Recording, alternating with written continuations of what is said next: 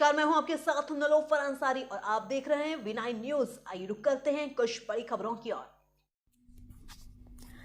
देश में 22% की आबादी वाले वैश्य समुदाय के लोकसभा चुनाव के टिकट बंटवारे में घोर उपेक्षा की गई है।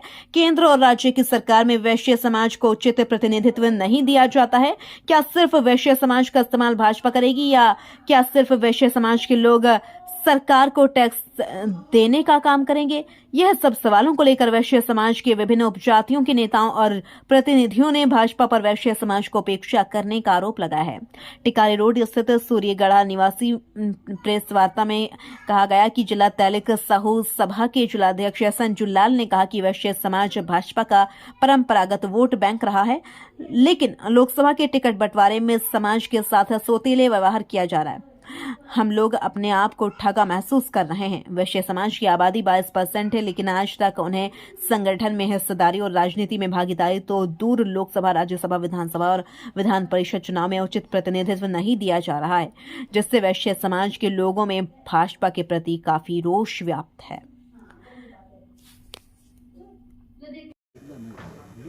आज के प्रेस वार्ता में गया जिला के तमाम वैश्य समाज के अध्यक्ष, महामंत्री एवं प्रबुद्ध वैश्य समाज के जो हमारे साथी हैं, आज प्रेस वार्ता कर आगामी आने वाले दिनों में वैश्य समाज का लगातार जो 2020 से उपेक्षा हो रहा है, उसी विषय पर चिंतन के लिए आज प्रेस वार्ता रखी गई है। और 7 तारीख को रविवार को बोधगया संस्कृति केंद्र में ज़्यादा से ज़्यादा संख्या में सभी वैश्य बंधु वहाँ उपस्थित होंगे। अब वैश्यों की राजनीतिक भागीदारी के लिए चिंतन बैठक आहूत की गई है, जिस बैठक में सभी वैश्य से अनुरोध है कि ज़्यादा से ज़्यादा संख्या में आप वहाँ उपस्थित होकर अपने चट्टानी एकता का परिचय दें। साथ ही वैश्यों के साथ जो उपेक्षा विभिन्न राजनीतिक दलों के द्वारा हो रहा है, साथ ही अभी देखने को मिला है कि जिस समाज का टिकट काटा गया है, उस समाज को रिप्लेस करके उसी समाज के व्यक्ति को वहाँ टिकट दिया गया है, सिंबल देकर चुनाव लड़ा जा रहा है, जबकि हमारे वैश्य समाज के टिकट काटकर उस दूसरे अगली जाति के समाज को टिकट को देकर उस समाज को लड़ा जा रहा है।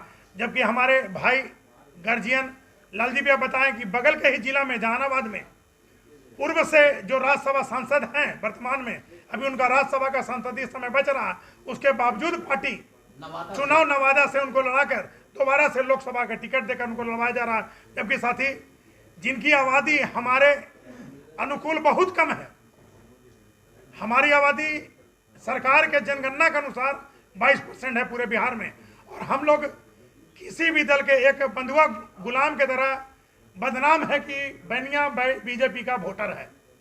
उसके चलते है कि दूसरे राजनीतिक दल हमको मान सम्मान नहीं देता, हमको राजनीतिक हिस्सेदारी भागीदारी चुनाव में टिकट नहीं देता। फिर भी पिछले चुनाव में महागठबंधन के लोगों ने शाहबाद और मगध में 65 में 7 वैश्य के बेटा को टिकट दिया गया, और हमारे समाज के लोगों ने अपनी चट्टानी एकता का परिचय देते हुए महागठबंधन के टिकट पर 7 बनिया के बेटा को जिताकर विधानसभा भेजने का काम किया।